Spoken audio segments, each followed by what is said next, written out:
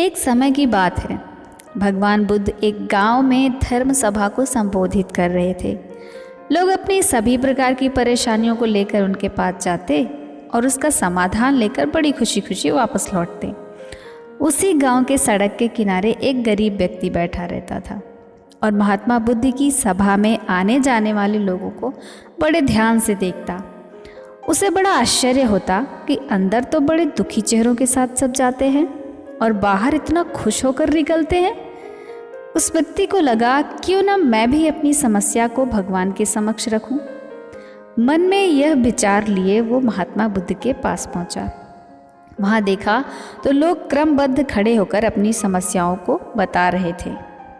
जब उसकी बारी आई तो उसने पहले महात्मा बुद्ध को प्रणाम किया, फिर उसने अपना प्रश्न किया कि इस गांव में लगभग सभी लोग समृद्ध हैं और धनी हैं, फिर मैं क्यों गरीब हूँ। इस पर महात्मा बुद्ध मुस्कुराते हुए बोले, तुम गरीब और निर्धन इसलिए हो क्योंकि तुमने आज तक किसी को कुछ नहीं दिया। इस पर वह गरीब व्यक्ति बड़े ही आश्चर्यचकित होकर बोला, भगवान, मेरे पास भला दूसरों को देने के लिए क्या होगा। मेरा तो स्वयं का गुजारा ही बहुत मुश्किल से होता है। लोगों से भीख मांग कर अपना पेट भरता हूँ। भगवान बुद्ध कुछ देर तक शांत रहे, फिर बोले, तुम बहुत अज्ञानी हो। औरों के साथ बांटने के लिए ईश्वर ने तुम्हें बहुत कुछ दिया है, मुस्कुराहट दी है जिसे तुम लोगों में आशा का संचार भर सकते हो, मुख दिया है ताकि तुम लोगों से दो मीठे शब्द बोल सकते हो, उनका उत्साह बढ़ा सकते हो। तुम्हारे लिए कोई कुछ अच्छा करे तो उनके प्रति कृतज्ञता व्यक्त कर सकते हो।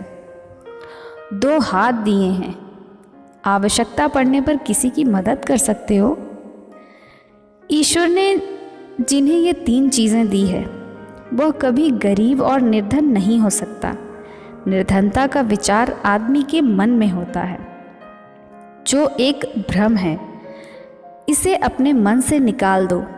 अपने मन में निर्धनता का भाव उत्पन्न ना होने दो। गरीबी अपने आप दूर हो जाएगी, क्योंकि जैसा तुम भाव करते हो वही तुम्हारे जीवन में घटित होने लगता है।